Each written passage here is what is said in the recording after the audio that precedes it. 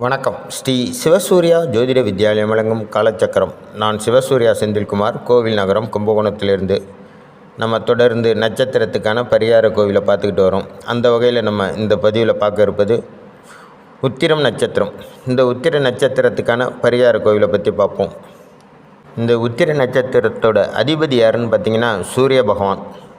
உத்திரம் முதல் பாதம் சிம்ம ராசிலையும், 2, 3, 4ஆம் பாதம் கன்னி ராசி மண்டலத்திலையும் வரும். ஆக உத்திர நட்சத்திரத்தில் நீங்கள் 1லேருந்து 4 பாதங்கள், 1 to 4 பாதத்துக்குள்ளே எந்த பாதத்தில் நீங்கள் பிறந்திருந்தாலும் உங்கள் வாழ்நாளில் ஒரு முறைனாலும் போயிட்டு வர வேண்டிய ஆலயம் எதுன்னு பார்த்தீங்கன்னா, திருச்சி மாவட்டம் லால்குடி ஏரியாவில் இடையாற்று மங்கலம் அப்படிங்கிற ஊரில் ஸ்ரீ மாங்கல்யேஸ்வரர் அப்படின்ட்டு அருள் பாலிக்கக்கூடிய சிவபெருமான், அம்பாள் மங்களாம்பிகா. பொதுவாகவே இந்த கோவிலோட சிறப்பு என்னன்னு பார்த்தீங்கன்னா, மாங்கல்ய தோஷம் இருப்பவர்கள் கண்டிப்பாக இந்த கோயிலுக்கு போயிட்டு வந்தீங்கன்னா இந்த மாங்கல்ய தோஷம் நீங்கிடும். ரொம்ப பேருக்கு ஒரு டவுட் இருக்கும், மாங்கல்ய தோஷம் அப்படின்னா என்ன அப்படின்னு.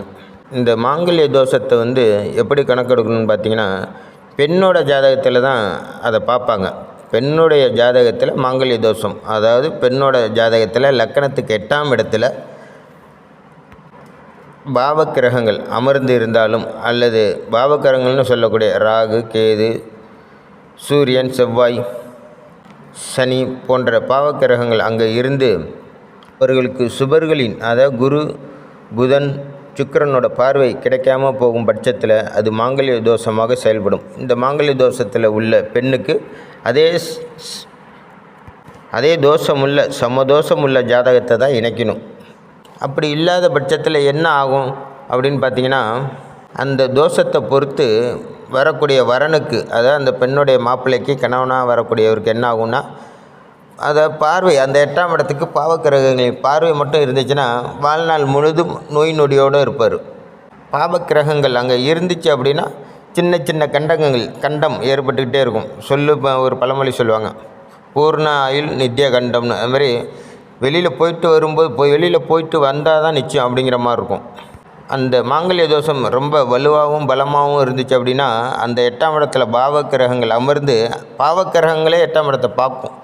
அதே நேரத்தில் அந்த 8ஆம் இடத்து அதிபதியோட திசை நடக்கும். இந்த மாதிரி காலகட்டத்தில் கண்டிப்பாக கண்டம் ஏற்பட்டுரும். அந்த பொண்ணோட கணவனுக்கு விதவையாக வாழக்கூடிய அமைப்பு கூட சில நேரத்தில் ஏற்பட்டு போயிடும். இப்படி இந்த பொண்ணுக்கு பொருத்தமில்லாத ஒரு கணவனை தேர்ந்தெடுக்கும்போது என்ன ஆகுனா, உங்களுக்கு இயற்கையாகவே சொல்லி கொடுக்கும். அதான் உங்களுக்கு இயற்கையாக உங்களுக்கு சில சிம்பாலிக்காக உங்களுக்கு சில விஷயத்தை புரிய வைக்கும். இயற்கையாக நிச்சயதார்த்தம் நடக்கும்போது பிரச்சனை ஆகிறது, இல்லை ஏதாச்சும் சின்ன சின்ன தீ விபத்துக்கள் ஏற்படுறது, சின்ன விபத்துக்கள் ஏற்படுறது, இந்த மாதிரி நடக்கும்போதே நீங்கள் 2 பேர் ஜாதகத்தையும் முதல்ல நல்ல ஒரு ஜோதிட வித்வான்கிட்ட கொடுத்து பார்க்கணும். அப்படி இல்லாத பட்சத்தில் என்ன ஆகுனா, திருமணத்துக்கு அப்புறம் பெரிய பெரிய பிரச்சனைகள். மாங்கல்ய தோஷம் அப்படின்னா ஒரு பெண் வாழ்நாள் வரைக்கும், அதாவது இருக்கிற வரைக்கும் கழுத்தில் அந்த மாங்கல்யம், தாலின்னு சொல்லக்கூடிய அந்த மாங்கல்யம் இருக்கிற வரைக்கும் அவங்களுக்கு அதுதான் ஒரு மதிப்பு மரியாதை. அது இல்லாத பட்சத்தில் அவங்களோட மதிப்பு மரியாதைலாம் குறைய ஆரம்பிச்சிடும். ஒரு பழமொழி சொல்லுவாங்கள்ல, கல்லானாலும் கணவன், புல்லானாலும் புருஷன். அதுமாரி வீட்டில் அவங்களுக்குன்னு ஒரு கணவன் இருக்கணும்.